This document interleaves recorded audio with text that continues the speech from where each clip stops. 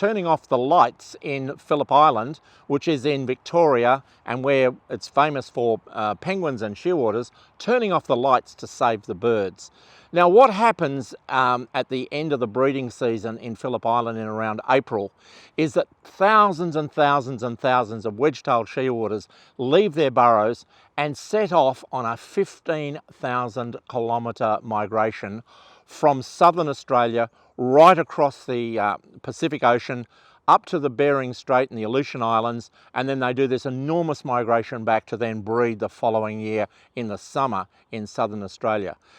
The young birds, as they come out of the burrows for the first time, have never done this migration. They've been abandoned by their parents and they are essentially thrown to the winds to find their way on this migration.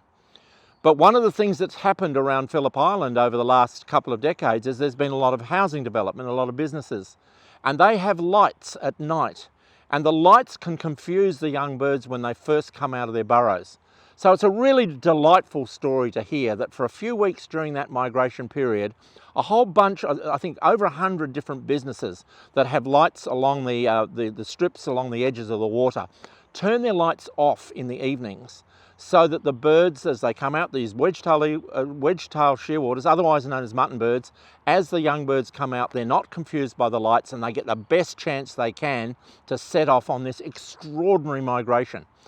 So hats off to the guys and the ladies in Phillip Island for turning off the lights to help the birds. These birds, if they survive their first year,